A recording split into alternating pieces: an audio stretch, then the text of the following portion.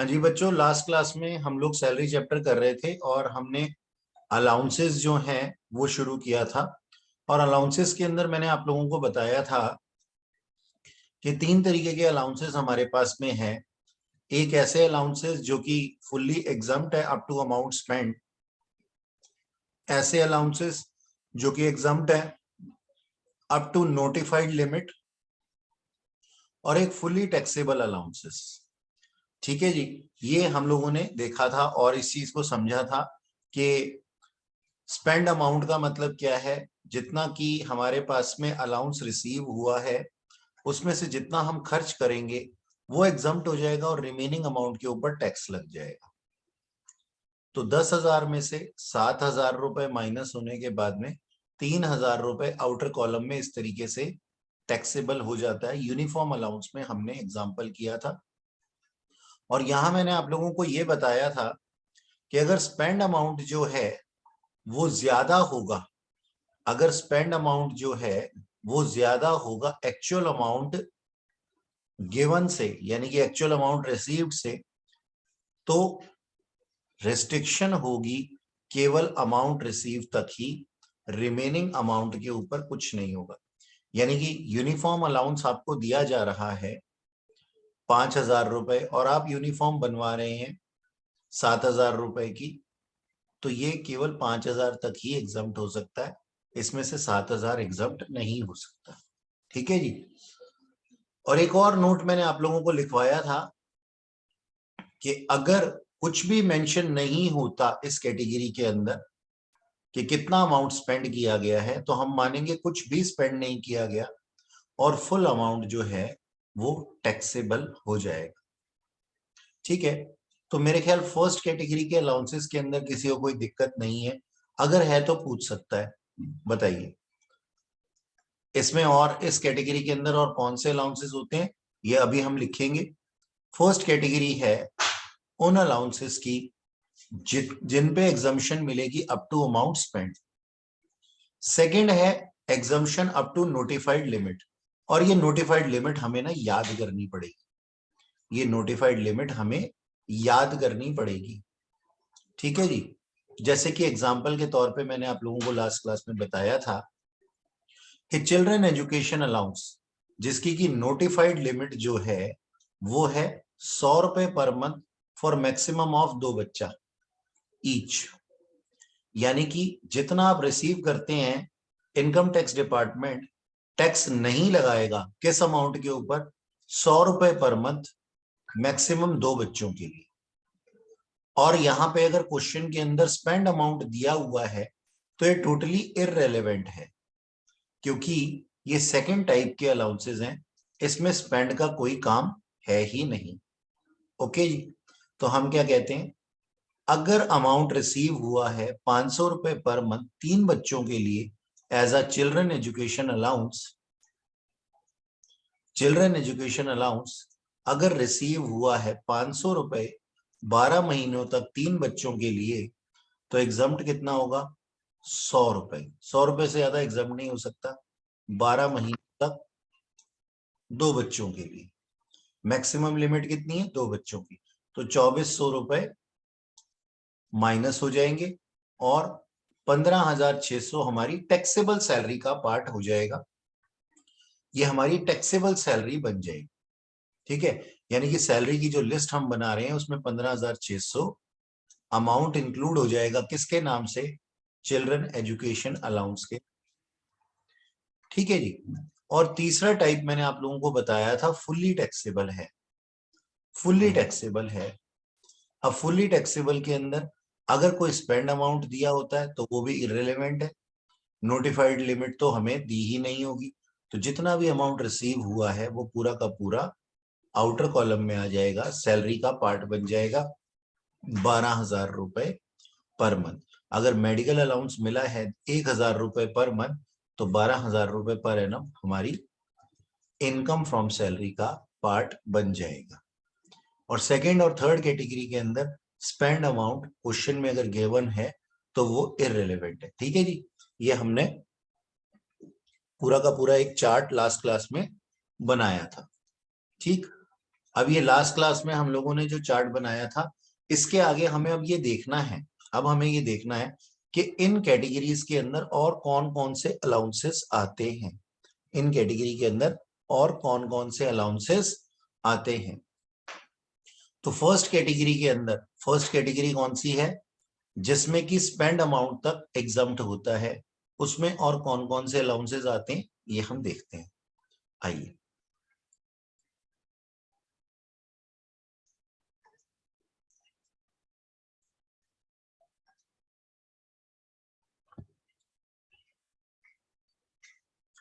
देखना बच्चों, ये है कैटेगरी 1 के अलाउंसेस।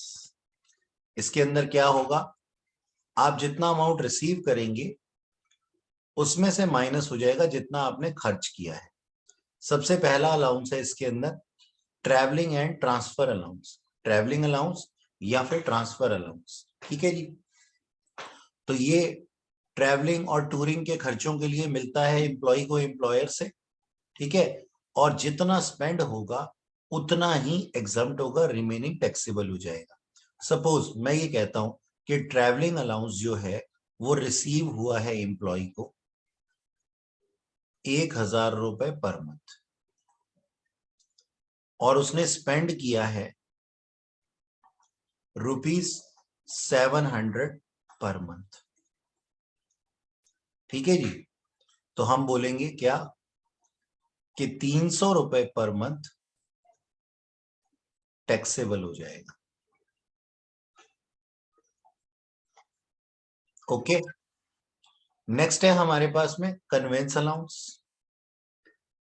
सेम ट्रीटमेंट है, लेकिन लिखा हुआ है कन्वेंस अलाउंस के साथ में नोट लिखा हुआ है कि expenditure for journey between office to resident is not exempt. ठीक है जी, ये एग्जम्प्ट नहीं है। तो यहाँ पे जितना स्पेंड अमाउंट होगा, आपको क्वेश्चन के अंदर दिया हुआ होगा कन्वेंस अलाउंस, आप स्पेंड अमाउंट माइनस कर देंगे उसके अंदर से, और remaining amount chargeable to tax, यानी कि वो सैलरी का, टैक्सेबल सैलरी का पार्ट बन जाएगा।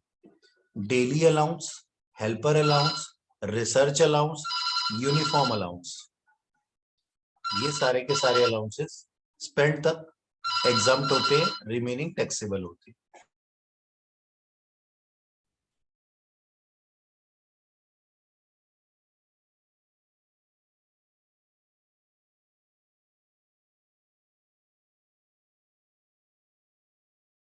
इनको नोट कर लीजिए बेटा अपनी कॉपी में। Excuse me sir.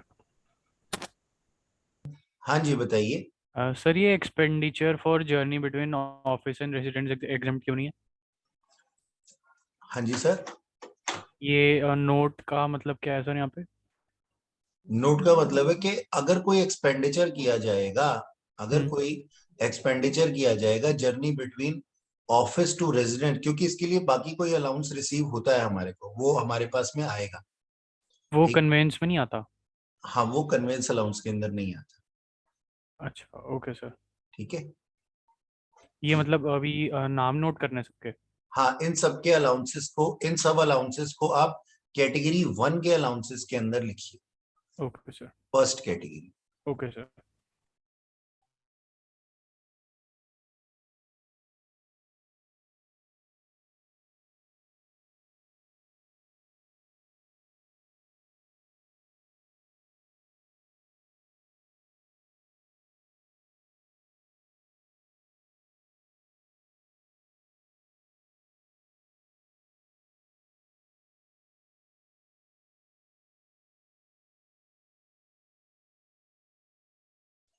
आपको क्वेश्चन के अंदर है ना, केवल कन्वेंस अलाउंस में भी स्पेंड अमाउंट ही दिया हुआ होगा, तो स्पेंड अमाउंट को माइनस करेंगे, रिमेनिंग टैक्सेबल कर देंगे, दैट्स इट, ओके सर। और कुछ नहीं करना।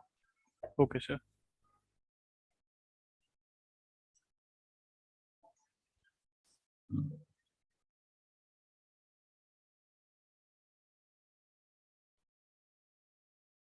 देखिएगा यहाँ पे एक एग्जांपल दिया हुआ है। ट्रैवलिंग अलाउंस ऑफिशियल पर्पस के लिए दिया जाता है, 36,000 रुपए दिए, रिसीव हुए 36,000, एक्चुअल एक्सपेंडिचर किया 32,000। तो रिमेनिंग कितना बच गया 4,000 रुपीज, ये टैक्सेबल सैलरी का पार्ट बन गया। अगर ट्रांसफर अलाउंस दिया जा रहा है, ठीक है जी, transfer allowance given on transfer of X, 40,000 रुपए दिए जा रहे हैं, 41,000 उन्होंने खर्च किए हैं। तो आप देख सकते हैं यहाँ पे spend amount is more than actual amount received. तो हमें रिस्ट्रिक्शन सिर्फ 40,000 रुपए तक, हमें एग्जम्पशन सिर्फ 40,000 की ही मिलेगी। क्योंकि हाउ इज इट पॉसिबल कि आपका अमाउंट चार्जेबल टू टैक्स है 40,000 और आपको छूट मिल जाए यानी कि एग्जाम्प्ट हो जाए 41,000। मैक्सिमम अमाउंट जितना चार्जेबल टू टैक्स है उतना ही एग्जाम्प्ट हो सकता है। तो आप देख सकते हैं यहाँ पे 40,000 का 40,000 एग्जाम्प्ट हो जाएगा और आउटर कॉलम में निल लिखा है, -1,000 नहीं लिखा, तो यहाँ पे क्या है निल। इसी तरीके से convince allowance for official purpose, 50,000 आपको रिसीव हुआ, 42,000 आपने खर्च कर दिए, तो 8,000 आपके टैक्सेबल हो गए। Helper allowance for helper for official purpose, 68,000 आपको रिसीव हुए और 64,000 आपने खर्च कर दिए, तो 4,000 जो बच गए वो टैक्सेबल हो जाएंगे। रिसर्च अलाउंस 1,00,000 रुपए आपको दिया गया, 90,000 रुपए आपने खर्च कर दिया, तो 10,000 रुपए टैक्सेबल। यूनिफॉर्म अलाउंस 18,000 दिए गए, 17,000 आपने खर्च कर दिए, तो जो बच गया वो टैक्सेबल हो गया। बात समझ में आई आप लोगों को मेरी? प्लीज बताइए।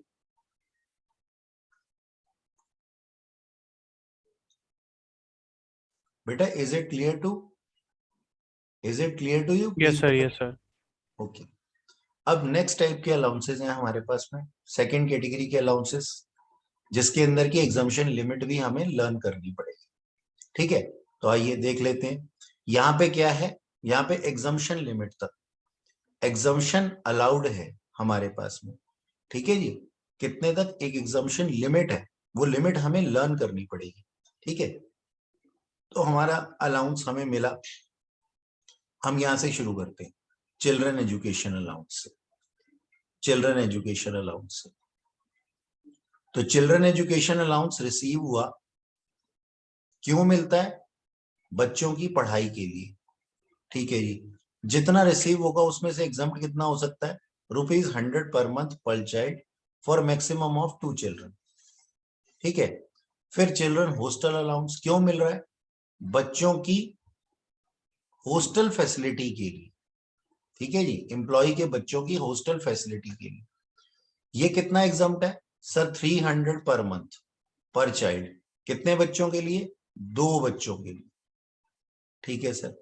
ट्रांसपोर्ट अलाउंस, अब यहां देखिएगा आप, transport allowance expense for communicating between place of residence and place of duty, यानी कि रेजिडेंस से घर और घर से रेजिडेंस जाने के लिए हमें ट्रांसपोर्टेशन अलाउंस रिसीव होता है, जो कि कन्वेंस के अंदर हमने मना किया हुआ था।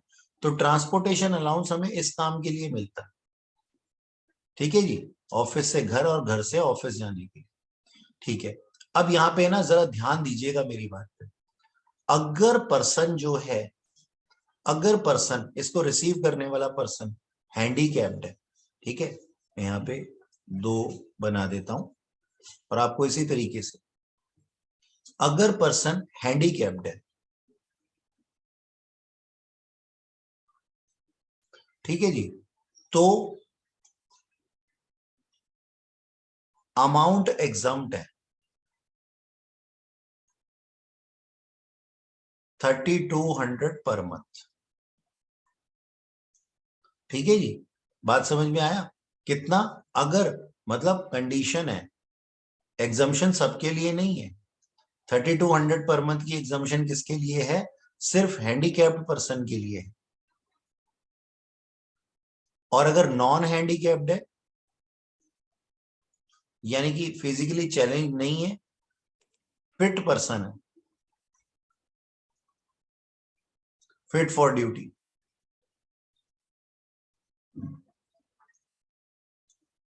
तो उसके लिए फुल्ली टैक्सेबल।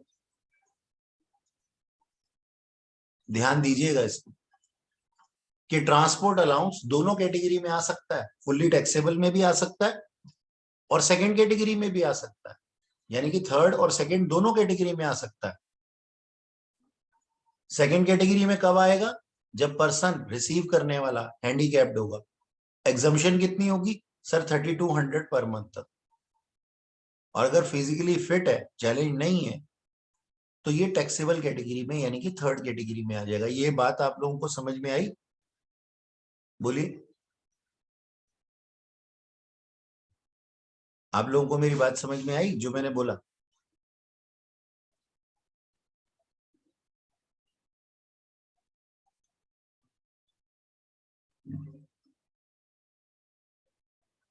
नेक्स्ट है हमारे पास में allowances for transportation of employee. ठीक है जी। अब ट्रांसपोर्ट एम्प्लॉयज, ट्रांसपोर्टेशन कंपनी के एम्प्लॉयज को हेलो कुछ अलाउंस दिया जा रहा है। हेलो नेक्स्ट है ट्रांसपोर्ट अलाउंस। अभी जो ट्रांसपोर्ट अलाउंस है ना, ये किसको दिया जा रहा है? ये दिया जा रहा है ट्रांसपोर्टेशन एम्प्लॉयज को। यानी कि जैसे, समझ के देखना मेरी बात को, आपने नाम सुना होगा दिल्ली के अंदर डीटीसी। तो डीटीसी के एम्प्लॉयज को ये अलाउंस दिया जा रहा है। तो देखो क्या लिखा हुआ है, अलाउंस फॉर ट्रांसपोर्ट एम्प्लॉयज। ठीक है जी। जो भी ट्रांसपोर्ट एम्प्लॉयज के, ट्रांसपोर्टेशन कंपनी के एम्प्लॉयज हैं, उनको अलाउंस दिया जा रहा है। तो इसकी एग्जम्पशन लिमिट क्या है? 70% ऑफ सच अमाउंट और 10,000 विच एवर इज लोअर। आइए इस चीज को थोड़ा सा एनालाइज करते हैं। समझिए कि मान लीजिए डीटीसी के एम्प्लॉय को, डीटीसी जो है दिल्ली ट्रांसपोर्ट कॉरपोरेशन, अपने एम्प्लॉय को अलाउंस देती है। ठीक है जी, ट्रांसपोर्ट अलाउंस उन्होंने रिसीव किया, मान लीजिए 12,000 पर मंथ। तो 12,000 इंटू 12 कर दूंगा मैं, 1,44,000। अब एग्जम्पशन कितना होगा? एग्जम्पशन के लिए बोला गया least of two. Least of two में 10,000 पर मंथ, यानी कि 10,000 पर मंथ के हिसाब से 1,20,000, या फिर 1,44,000 का 70%। कितना हो जाएगा ये बताइए मुझे?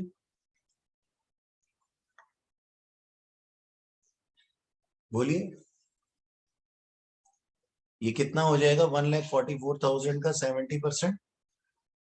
मेरे पास कैलकुलेटर सर नहीं है। 1,08,000। 1,08,000, 100,800। अब इन दोनों में से छोटा कौन सा है? ये है। तो एग्जम्पशन कितनी हो जाएगी?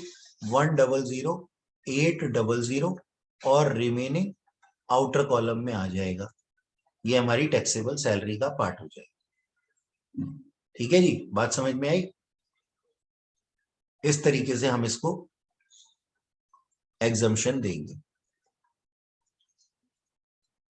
अच्छा जी, नेक्स्ट है हमारे पास में बॉर्डर एरिया अलाउंस। अब बॉर्डर एरिया अलाउंस, ठीक है जी, ये दिया जा रहा है। तो 200 से 1,300 रुपए पर मंथ तक इसकी एग्जम्पशन लिमिट है। ये क्वेश्चन के अंदर ही गिवन हो। कंपनसेटरी अलाउंस, फील्ड एरिया या मॉडिफाइड फील्ड एरिया। अब यहाँ पे जो हमारे को जो होता है ना एम्प्लॉय, देखो यहाँ क्या लिखा हुआ है, employee can not claim border area allowance if this exemption is taken. यानी कि उसको क्या मिलेगा? उसको या तो एग्जम्पशन मिलेगी ये वाली, या फिर ये वाली। खैर आपके लेवल पे, इंटर लेवल पे इतना परेशान नहीं किया जाता कि आप लोगों को ये चीजें ध्यान रखनी पड़े। लेकिन यहाँ पे आपको अगर दिया हुआ है कंपनसेटरी अलाउंस फील्ड एरिया या मॉडिफाइड फील्ड एरिया के लिए, तो यहाँ पे आपकी एग्जम्पशन लिमिट कितनी होगी? 600 रुपए, 2,600 रुपए पर मंथ और 1,000 पर मंथ। ठीक है जी। किसी किसी केस के अंदर 2,600 रुपए पर मंथ, और किसी किसी केस में 1,000 रुपए पर मंथ। वो क्वेश्चन के अंदर गिवन होगा। नेक्स्ट है हमारे पास में अंडरग्राउंड अलाउंस। अंडरग्राउंड अलाउंस हमारे को मिलता है, जैसे कोल माइंस वगैरह में काम करते हैं ना हमारे एम्प्लॉयज वगैरह, तो उनको मिलता है ये अंडरग्राउंड अलाउंस। इसकी एग्जम्पशन लिमिट कितनी है? 800 per month. High altitude allowance, नाम से ही पता लग रहा है कि ऊंचाई पे रहने के लिए मिलता है। तो जैसे हमारे आर्म फोर्सेस होते हैं, अब ये हमारी मान लीजिए ये हमारा माउंटेन है और ये हमारा सी लेवल है, तो किसी सोल्जर की पोस्टिंग यहां होगी, किसी सोल्जर की पोस्टिंग यहां होगी। तो जिसकी पोस्टिंग जितनी ऊपर होती है उसकी जीवन उतना ही परेशानी भरा होता है, क्योंकि ऊपर हवा भी बहुत कम मिलती है, फैसिलिटीज भी बहुत कम होती है, वहां कोई मॉल्स वगैरह थोड़ी होते हैं। तो हम कहते हैं जो ऊपर है, ज्यादा ऊपर है, उसको एग्जम्पशन ज्यादा दी जाए। तो हाई एल्टीट्यूड अलाउंस के अंदर है ना, ऊंचाई के हिसाब से एग्जम्पशन दी जाती है। मान लीजिए किसी सोल्जर की पोस्टिंग है सी लेवल से, यानी कि बेस लेवल से 9000 फीट तक, 9000 फीट तक, तो उसको कुछ भी एग्जम्पशन नहीं मिलेगी। लेकिन अगर 9000 फीट से 15000 फीट तक है तो इसको एग्जम्पशन कितनी मिलेगी? 1060 पर मंथ। और अगर 15000 फीट से भी ऊपर की किसी जगह पे उसकी पोस्टिंग है तो उसको एग्जम्पशन कितनी मिलेगी? 1600 पर मंथ। ठीक है जी। ये हाई एल्टीट्यूड अलाउंस जो है, एक तो आर्म फोर्सेस को मिलता है, सोल्जर्स को, और ऊंचाई के हिसाब से मिलता है। ठीक है जी। इसके बाद में है हमारे पास में highly active field allowance. Arm forces को ही मिलता है, ये एग्जम्प्ट होता है कितने तक? 4200 पर मंथ तक। और आईडीए, आइलैंड ड्यूटी अलाउंस, ये भी हमारे आर्म फोर्सेस को मिलता है कुछ सेलेक्टिव एरियाज के अंदर, जैसे अंडमान निकोबार और लक्षद्वीप में। ठीक है, इसकी एग्जम्पशन लिमिट कितनी है? 3250। Tribal area allowance, scheduled area allowance, ये कहां मिलता है? ये मिलता है इन जगहों पे, ये एरियाज हैं। जैसे हमारे फॉरेस्ट ऑफिसर्स होते हैं ना, तो उनको हम ये अलाउंसेस देते हैं इस एरिया में। यहाँ पे जंगलों में ये लोग रहते हैं जहां जनजीवन बिल्कुल अस्त व्यस्त होता है। तो इसकी एग्जम्पशन लिमिट कितनी है? 200 पर मंथ। और लास्ट सीआईए, ये हमारे को मिलता है member of arm forces operating in the area away from there permanent locations. यानी कि जब कोई आर्मी के जवान दूर कहीं पे जाकर के अपनी ड्यूटी परफॉर्म करते हैं अपने घर से या अपने लोकेशन से, तो उनको ये दिया जाता है, और 3900 पर मंथ तक ये एग्जम्प्ट होता है। अब आपको इन सब की एग्जम्पशन लिमिट्स को याद करना, विद एग्जम्पशन लिमिट आप लोगों को ये सब कुछ याद होना चाहिए, क्योंकि एग्जम्पशन लिमिट आपको एग्जाम में नहीं दी जाएगी, आपको इसको लर्न करना पड़ेगा। ठीक है जी, इसको नोट कर लीजिए।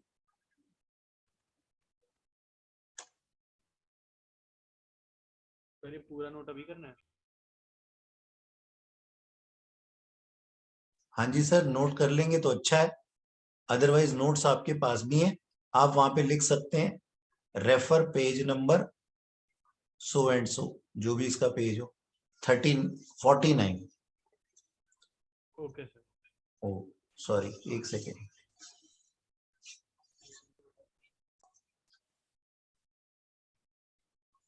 देखना जी, हमारे पास में फुल्ली टैक्सेबल, जो मैंने आप लोगों को लिखवाया था लास्ट क्लास में, थर्ड कैटेगरी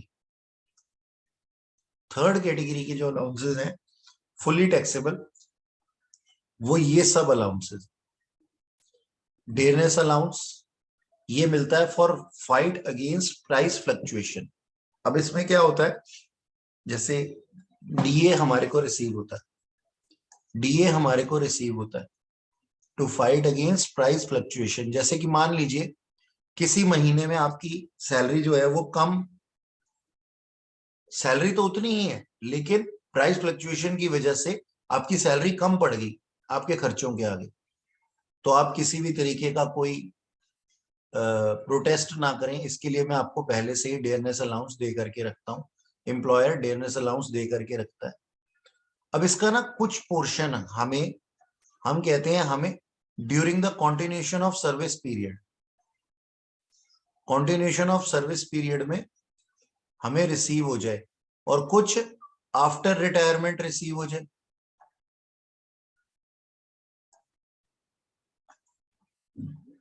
ऐसा हम कहते हैं। तो डीए जो है वो फुल्ली टैक्सेबल है, चाहे आपने अभी रिसीव किया हो, चाहे आप आफ्टर रिटायरमेंट रिसीव कर रहे हैं, फुल्ली टैक्सेबल है। ठीक है जी। और बाकी सारे अलाउंसेस बाय नेम आपको याद करनी है, ये सभी के सभी। आप इसको थर्ड कैटेगरी को नोट कर सकते हैं, या फिर लिख सकते हैं for third category refer page number 48। ये है हमारे पास पे सारे के सारे अलाउंसेस।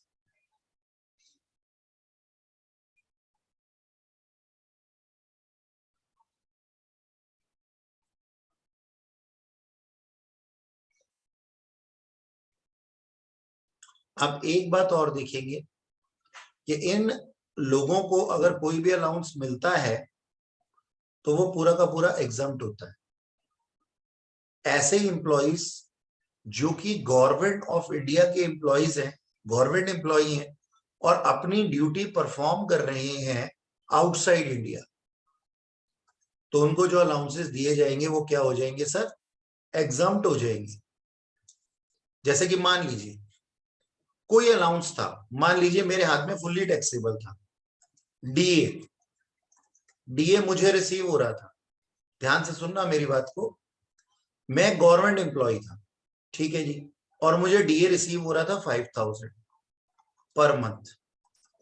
अब बोला गया कि मैं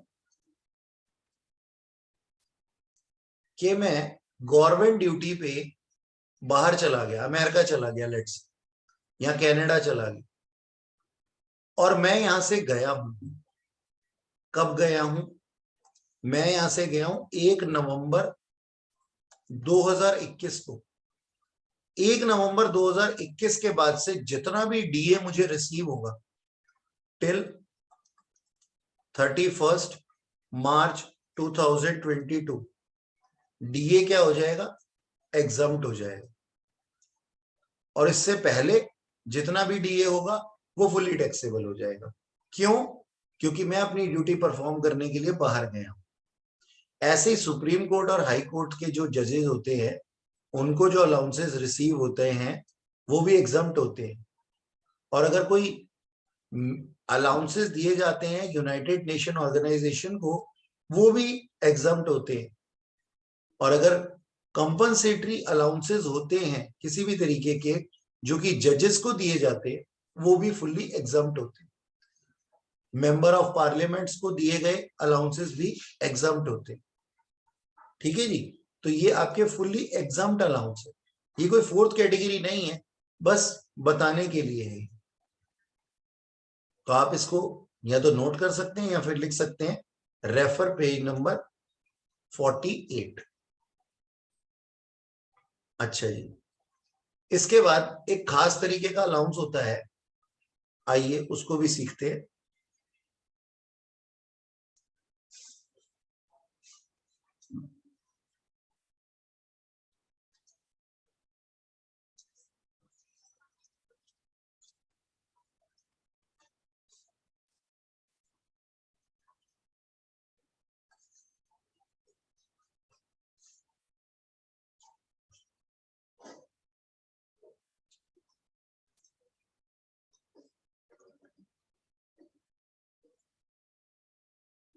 जी, ये है हाउस रेंट अलाउंस। ध्यान से सुनना मेरी बात। मान लीजिए मेरे पास में 2 एम्प्लॉई हैं, पहले सुनिएगा फिर बनाने का टाइम दूंगा। मिस्टर एक्स और एक है मिस्टर वाई। मिस्टर एक्स जो है, मैं कहां पे हूं? एम्प्लॉयर कहां है सर? दिल्ली में। मिस्टर एक्स जो है वो है फ्रॉम मुंबई,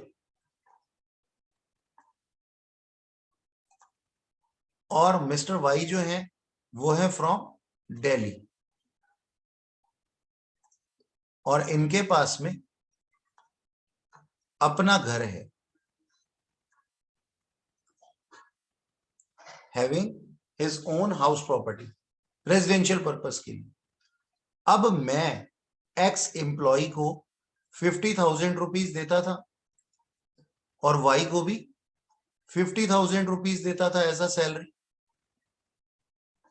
मिस्टर एक्स कहते हैं कि सर मैं मुंबई में रहता हूं और यहां दिल्ली में रहता हूं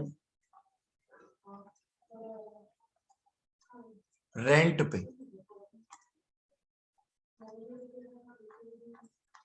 और रेंट कितना है? 20,000 है। तो मिस्टर एक्स ने एम्प्लॉयर को क्या बोला कि सर आप मुझे 50,000 सैलरी देते हैं, उसमें से 20,000 जो है वो तो रेंट में ही चली जाती है, तो ये सैलरी बड़ी इनसफिशिएंट है। तो मैं या तो आप मेरी सैलरी बढ़ा दीजिए या फिर मैं ऑर्गेनाइजेशन छोड़ करके चला जाऊंगा, क्योंकि दूसरी ऑर्गेनाइजेशन में सेम डेजिग्नेशन के लिए 70,000 रिसीव हो रहे। अगर कोई पर्सन बाहर से आकर के रहता है तो अब मैंने बोला ठीक है यार, आप मुझे छोड़ करके मत जाओ, मैं आपकी सैलरी आज से 70,000 कर देता हूं। ठीक है, 70,000 में इनको देना शुरू कर दिया। अब मिस्टर वाई कहते हैं कि सर सेम डेजिग्नेशन पे आपने उनको 50,000 और मुझे उनको 70,000 और मुझे 50,000, ऐसा कैसे? तो मैंने कहा ठीक है, आप भी 20,000 रुपए ले लो। तो मैंने दोनों को 70,000 देने शुरू कर दिए। तो इसका मतलब है मैंने हाउस रेंट अलाउंस दोनों टाइप के एम्प्लॉइज को देना शुरू कर दिया आज से। ठीक है जी, तो मैंने दोनों टाइप के एम्प्लॉइज को, जो कि अपने घर में रहते थे उनको भी, और जो रेंटल हाउस प्रॉपर्टी में रहते थे उनको भी हाउस रेंट अलाउंस देना शुरू कर दिया। तो सबसे पहले तो हाउस रेंट अलाउंस है क्या? Allowance provided to employee for house facility. ठीक है जी, हम क्या पढ़ रहे हैं? अलाउंसेस पढ़ रहे हैं। अलाउंसेस के अंदर एक अलाउंस पढ़ रहे हैं जिसका की नाम है क्या? House rent allowance. तो हाउस रेंट अलाउंस किस लिए दिया जाता है? हाउस फैसिलिटी के लिए दिया जाता है। ठीक है, अच्छा आगे चलते हैं जी। हमने दो टाइप के एम्प्लॉइज को अपना अलाउंस दे दिया, हाउस रेंट अलाउंस। अब जो इंसान अपने घर में खुद ही रह रहा है, अपने हाउस प्रॉपर्टी में रह रहा है, उसने तो पूरा हाउस रेंट अलाउंस बचा लिया, तो ये उनका क्या हो जाएगा सर? फुल्ली टैक्सेबल हो जाएगा। ये उनका फुल्ली टैक्सेबल हो जाएगा। और जो इंसान रेंटल हाउस प्रॉपर्टी में रह रहा है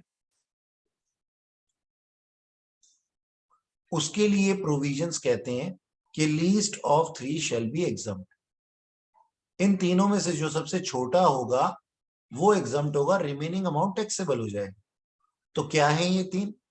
number 1 actual amount received, number 2 rent paid minus 10% of salary, number 3 50% of salary if employee resides in metro city, that is Delhi, Mumbai, Kolkata and Chennai, and 40% of salary if he resides in other cities. ठीक है जी। अब sir आपने यहां salary के ऊपर asterisk का sign लगाया हुआ है, तो सैलरी का मीनिंग क्या है? 10% ऑफ सैलरी तो ठीक है, लेकिन सैलरी को भी डिफाइन करना होना चाहिए ना। तो सर सैलरी का मतलब है, यहाँ पे सैलरी का मतलब है बेसिक सैलरी, डीए का रिटायरमेंट वाला पोर्शन। अभी मैंने बताया था ना कि DA during the continuation of service period और आफ्टर रिटायरमेंट कुछ पोर्शन इस तरीके से मिलता है। तो हमें यहाँ पे एचआरए की सैलरी कंप्यूट करने के लिए कौन सा डीए चाहिए? सिर्फ रिटायरमेंट बेनिफिट वाला। तो बेसिक सैलरी, डीए रिटायरमेंट, और तीसरा फिक्स्ड कमीशन ऑन सेल्स, यानी कि परसेंटेज वाला कमीशन। तो ये जो है तीनों चीजों को हम ऐड करेंगे, उसका 10% निकालेंगे, उसको हम सेकंड पॉइंट के अंदर डाल देंगे, या फिर उसका 50% थर्ड पॉइंट में, या फिर 40% थर्ड पॉइंट में लेंगे, और इन तीनों में से जो सबसे छोटा होगा वो एग्जम्प्ट हो जाएगा रिसीव में से, और रिमेनिंग अमाउंट टैक्सेबल हो जाएगा। आप इसको नोट कीजिए, इसके ऊपर प्रैक्टिकल ये करवाता हूं मैं अभी। आपको अच्छे से समझ में आएगा। पहले आप इसको नोट कर लीजिए, हाउस रेंट अलाउंस।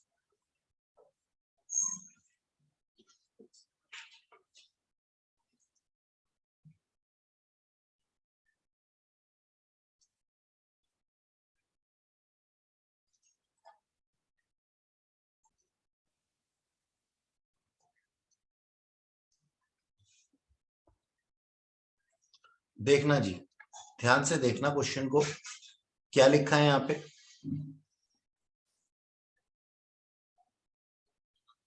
जी सक्षम जी, मैं आपके साथ में रिकॉर्डिंग जो है वो शेयर कर दूंगा।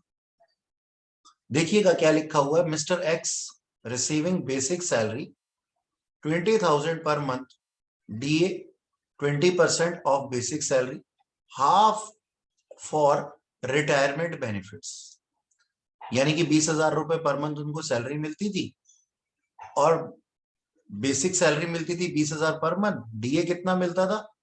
बेसिक सैलरी का 20% और उसका जो आधा था वो रिटायरमेंट बेनिफिट्स के लिए था, यानी कि हाफ रिटायरमेंट के बाद मिलेगा और during the continuation of service period half मिल रहा है। ठीक है, लेकिन हम तो जानते हैं कि DA जो है वो फुली टैक्सेबल है, तो सैलरी कंप्यूट करते हुए DA जो है वो बेसिक सैलरी का 20% 2,000 पर मंथ टैक्सेबल हो जाएगा, 4,000 पर मंथ सॉरी टैक्सेबल हो जाएगा। ठीक है ना? हाँ जी। नेक्स्ट लिखा हुआ है fixed commission on sales 5% on sales of ₹50 lakhs।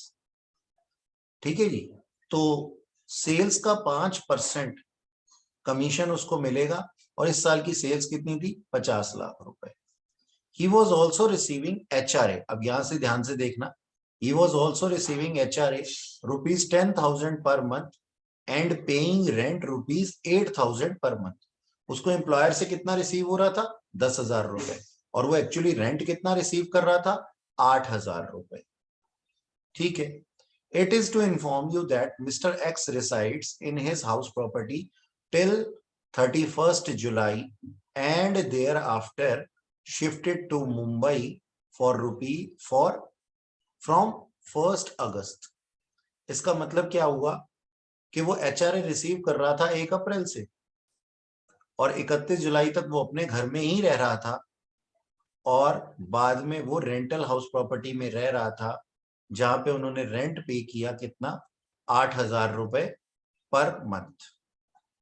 चलिए, अब ये क्वेश्चन दिया हुआ हमने पढ़ लिया, ये हमारा सॉल्यूशन है। चेक कीजिएगा, बेसिक सैलरी 20,000 इंटू 12 यानी कि 2,40,000 टैक्सेबल हो गया। एक सेकेंड,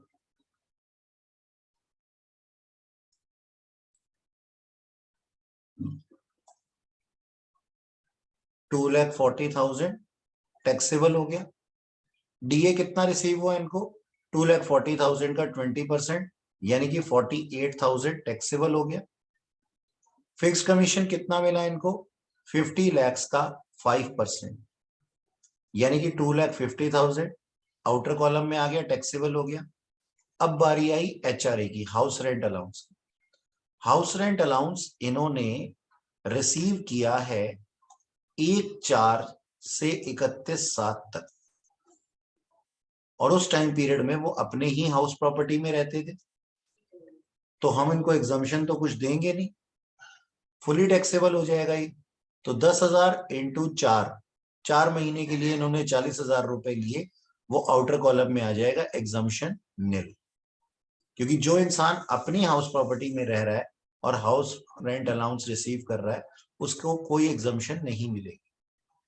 इसके बाद में वो मुंबई में शिफ्ट हो गए, 1 अगस्त से 31 मार्च तक वो मुंबई में रहे रेंट पे।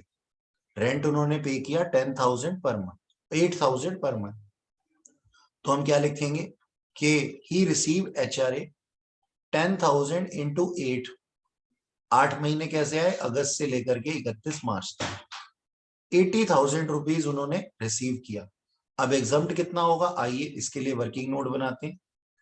हम लिखेंगे computation of exempted amount of HRA from 1st August to 31st July Least of three shall be exempt. Number one, actual amount received, that is rupees 80,000, 10,000 महीना 8 महीने के लिए. दूसरा ऑप्शन क्या था? Rent paid minus 10% of salary. तो rent पे हमने किया 8,000 पर मंथ, कितने महीने के लिए? 8 महीने के लिए. उसमें से हमें माइनस करना है 10% ऑफ सैलरी. लेकिन सैलरी का मतलब क्या है? सैलरी का मतलब है बेसिक सैलरी, डीए का रिटायरमेंट वाला पोर्शन और फिक्स कमीशन ऑन सेल्स. लेकिन ये सब होने चाहिए केवल 8 महीने के लिए, क्योंकि हमारा जो एचआरए है वो 8 महीने वाला ही कंप्यूट किया जा रहा है. तो सैलरी भी हमें 8 महीने की ही चाहिए. तो हमने क्या किया? बेसिक सैलरी 20,000 इंटू 8 यानी कि 1,60,000. डीए रिटायरमेंट 1,60,000 का 20% और उसका हाफ रिटायरमेंट बेनिफिट वाला लेना. तो कितना हो गया? 16,000 rupees. Fix commission on sales 50 lakh का 5%, लेकिन केवल 8 महीने के लिए, क्योंकि 5% तो पर एनम का रेट था. 5% तो पर एनम का रेट था. तो हमारे पास में 8 महीनों के कमीशन आ जाएंगे 1,66,667. तीनों को ऐड करेंगे 3,42,667 आएगा और उसका 10% हम सेकेंड पॉइंट के अंदर पुट कर देंगे, जो कि आ जाएगा 34,267. अब 64,000 में से अगर हम माइनस कर देते हैं 34,267, तो सेकेंड ऑप्शन हमारे पास आ जाता है 29,733 रुपीज. ठीक है, दो ऑप्शन हमारे पास आ चुके.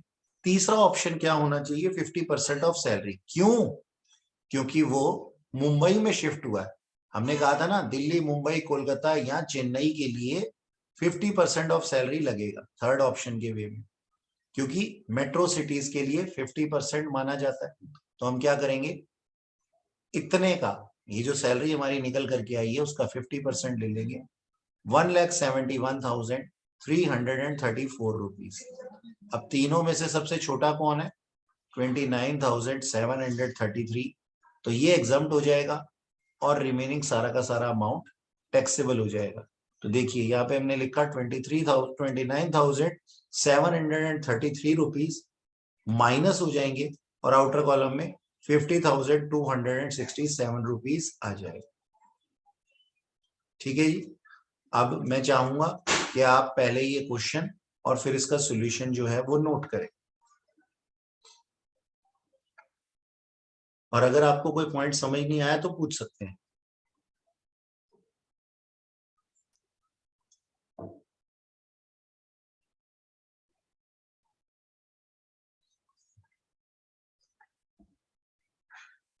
सर ये डीए जो है वो डियरनेस अलाउंस है. हाँ जी.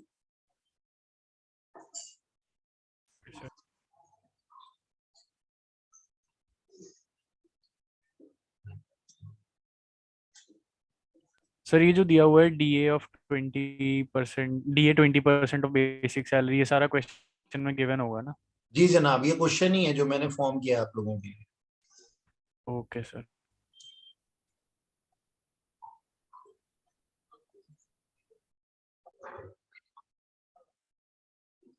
ये हमारा वर्किंग नोट था नीचे जो दिया हुआ था, जो हमने बनाया था.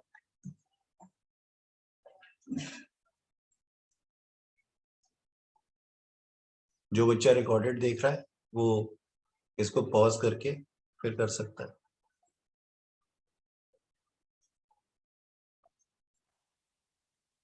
हाँ जी, देखिएगा यहाँ पे क्वेश्चन दिया हुआ है अलाउंसेस का. ठीक है, इस क्वेश्चन को करने की कोशिश करते हैं. चलिए. Mister Tanwar receiving basic salary 12,000 per month, DA 4,000 per month. यहाँ पे सारे अलाउंसेस को मैंने मिक्स किया हुआ है. 55% part for retirement benefit. he retired from services on 30th September of previous year, and after that his monthly pension fixed at 2,500 per month. तो आप लोग सबसे ऊपर लिखिएगा heading computation of income from salary of mister x. इस तरीके से, computation of income from salary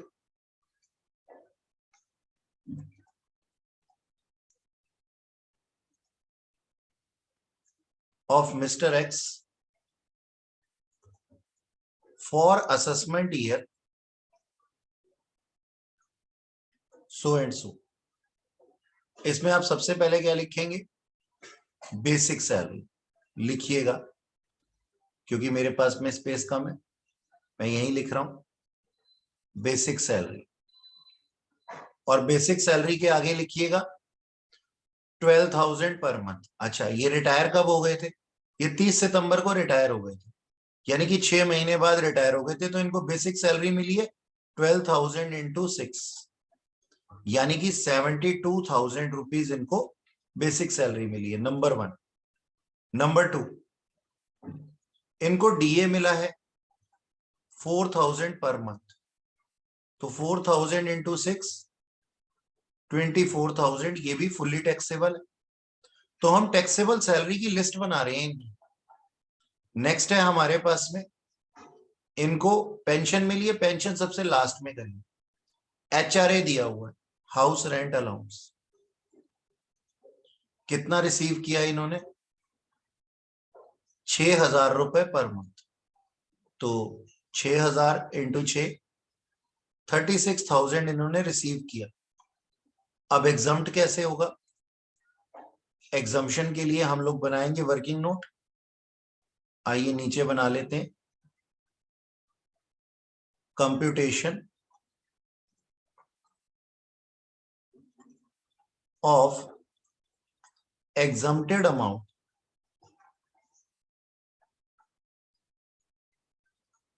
of HRA। Number 1, actual amount received. अब एक्चुअल अमाउंट रिसीव्ड कितना है, 36,000। नंबर 2, रेंट पेड, वो था 5,000 पर मंथ 6 महीने के लिए, और इसमें से हम माइनस करेंगे 10% ऑफ सैलरी। अब 10% ऑफ सैलरी में क्या आएगा, सैलरी फॉर एचआरए। आप लिखेंगे computation of salary for HRA, ठीक है। इसमें आएगा सबसे पहले बेसिक सैलरी, डीए का रिटायरमेंट वाला पोर्शन, और फिक्स्ड कमीशन ऑन सेल्स।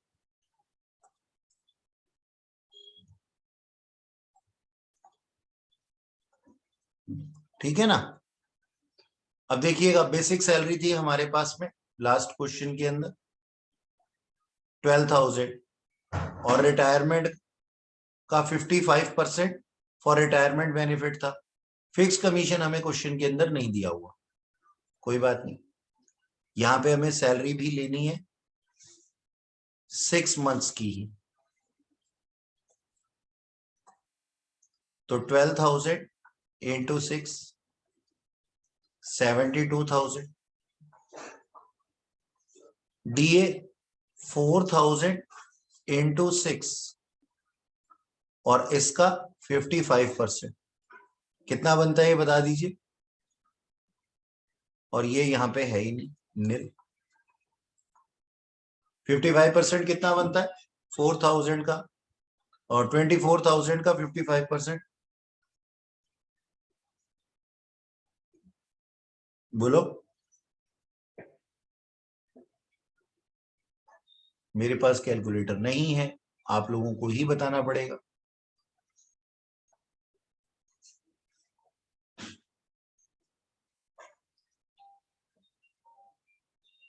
सहर्ष बताओ।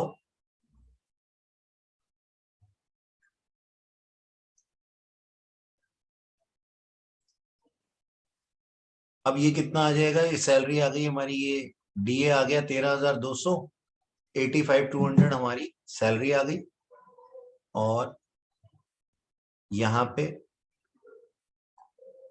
हमारे ऑप्शन में आ गया 30,000 माइनस 8520, तो सेकंड ऑप्शन कितना आ गया हमारा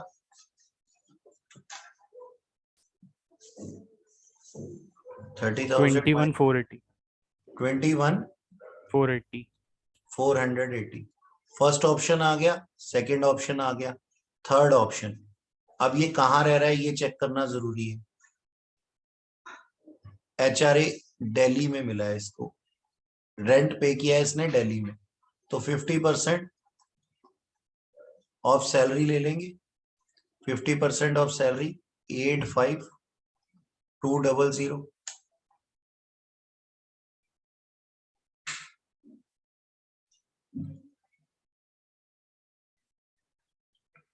85,200 का हाफ 42,600। Yes sir. तो तीनों में से सबसे छोटा कौन सा है? ये वाला सर 21,480 21,480। तो 21,480 माइनस हो जाएगा और आउटर कॉलम में रिमेनिंग अमाउंट आ जाएगा। कितना आ जाएगा ये?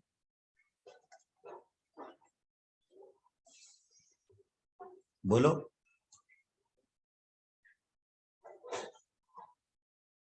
36,000 माइनस 21,480 14,520 ये टैक्सेबल अमाउंट आ जाएगा। मेडिकल अलाउंस, अब मेडिकल अलाउंस कौन सी कैटेगरी में आता है? थर्ड कैटेगरी में, फुल्ली टैक्सेबल। देखो स्पेंड अमाउंट दिया हुआ है तुम्हें, तो हमें इसके झांसे में नहीं आना। हमें तो याद है मेडिकल अलाउंस फुल्ली टैक्सेबल है, तो 700 इंटू 6 4200 आउटर कॉलम में आ जाएगा। उसके बाद चिल्ड्रन एजुकेशन अलाउंस, ये हमारा सेकंड कैटेगरी में आता है।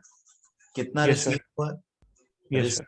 हुआ है 350 रुपए पर मंथ 3 बच्चों के लिए 3 बच्चों के लिए, जबकि एग्जाम्ट होगा 100 100 रुपीज रुपए 6 महीने के लिए पेमेंट 2 बच्चों। बच्चों के।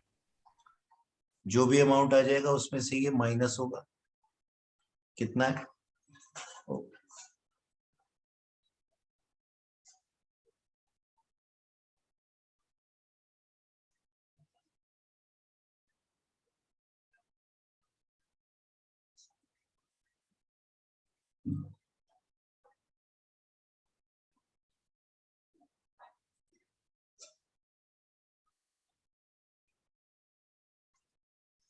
हाँ जी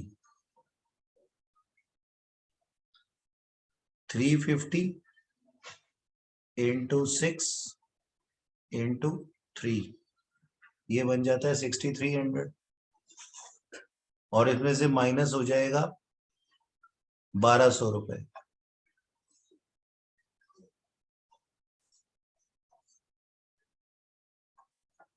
6,300 माइनस 1,200 रुपए 5,100 टैक्सेबल अमाउंट में आ जाएगा। ठीक है जी। अच्छा ओके सर।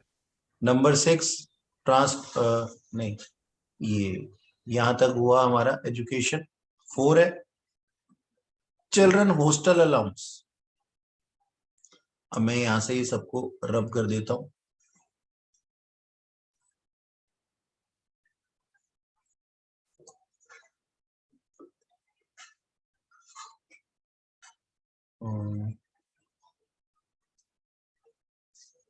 रब ही नहीं हो रहा। चलो खैर आगे चलते हैं।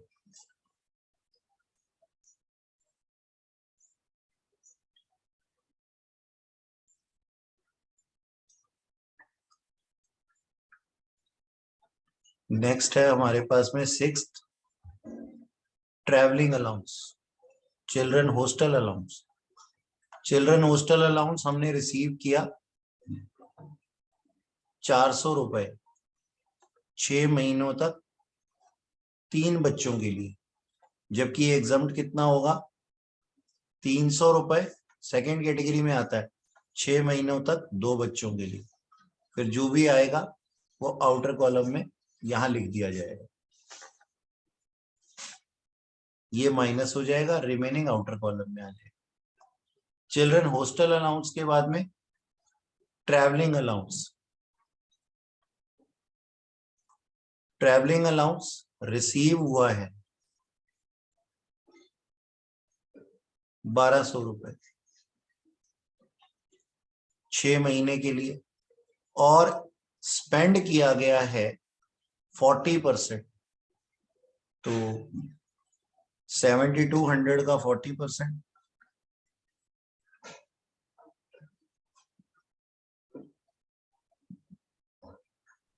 2880। 2880।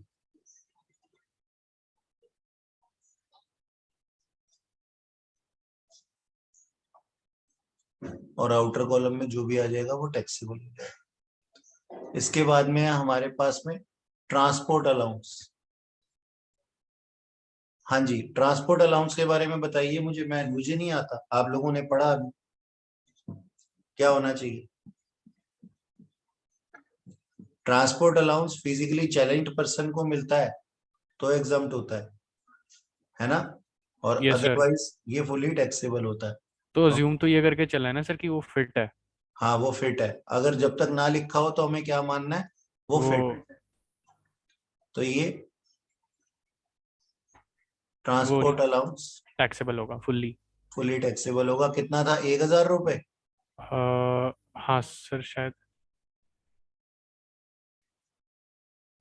हाँ जी, 1000 रुपए पर मंथ मिला था, तो 1000 इंटू 6, 6000 रुपए टैक्सेबल हो जाएगा। ट्रांसपोर्ट अलाउंस के बाद में यूनिफॉर्म अलाउंस ये तो स्पेंट वाला होता है सर। स्पेंड होता है, ये फर्स्ट कैटेगरी का होता है, तो 700 में से 500, 200 रुपए टैक्सेबल हो जाएंगे। Yes sir. Uniform allowance 200 into 6। Sir ये क्वेश्चन बैंक का है। नहीं ये असाइनमेंट का है। Okay sir. 1200 रुपए टैक्सेबल हो जाएंगे। इसके बाद में टिफिन अलाउंस दिया हुआ है और पेट्रोल अलाउंस दिया हुआ है, ये फुली टैक्सेबल होते ये हैं। फुल्ली टैक्सेबल है सर। 10, क्योंकि थर्ड कैटेगरी में आते हैं। 1050 और 1700 पर मंथ। 1050 इंटू 6 और 1700 पर मंथ। पेट्रोल अलाउंस और टिफिन अलाउंस, ये टिफिन और ये पेट्रोल, तो ये जितना भी अमाउंट आ जाएगा टैक्सेबल हो जाएगा। लास्ट में हमारे पास में पेंशन। पेंशन के प्रोविजन वैसे तो मैंने अभी तक आप लोगों को पढ़ाई नहीं है, लेकिन मैं अभी बता देता हूं कि मंथली पेंशन जो है वो फुली टैक्सेबल होती है। तो यहाँ क्वेश्चन के अंदर दिया हुआ था कि उसकी मंथली पेंशन 2500 रुपए थी, तो 2500 रुपए उसको मिले हैं 6 महीने के लिए। कौन से 6 महीने? रिटायरमेंट के बाद, यानी कि 1 अक्टूबर से लेकर के 31 मार्च तक। तो 2500 इंटू 6, जितना अमाउंट आ जाएगा वो भी टैक्सेबल आ जाएगा, और यहाँ पे हमारी ग्रॉस सैलरी आ जाएगी। आई होप आप लोगों ने इसको कॉपी में अच्छे से बनाया होगा। मैंने तो, मेरे पास स्पेयर जगह नहीं थी। ये टोटल था हमारा इस तरीके से।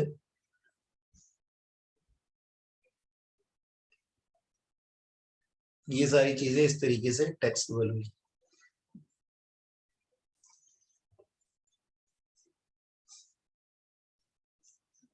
और ये हमारा नीचे वर्किंग नोट था।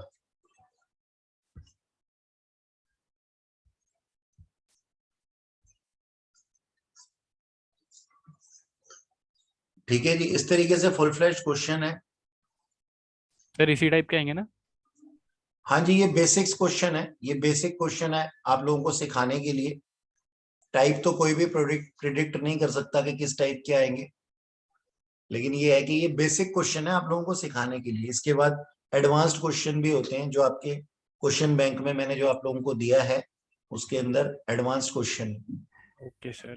ये आपको लिमिट्स याद करवाने के लिए क्वेश्चन है। अगर हम एकदम से एडवांस क्वेश्चन करेंगे ना तो आप डिमोटिवेट हो जाएंगे। अभी आप लोगों को अच्छा अच्छा फील कराने के लिए ये बेसिक क्वेश्चन बनाए गए हैं। ये तो है सर।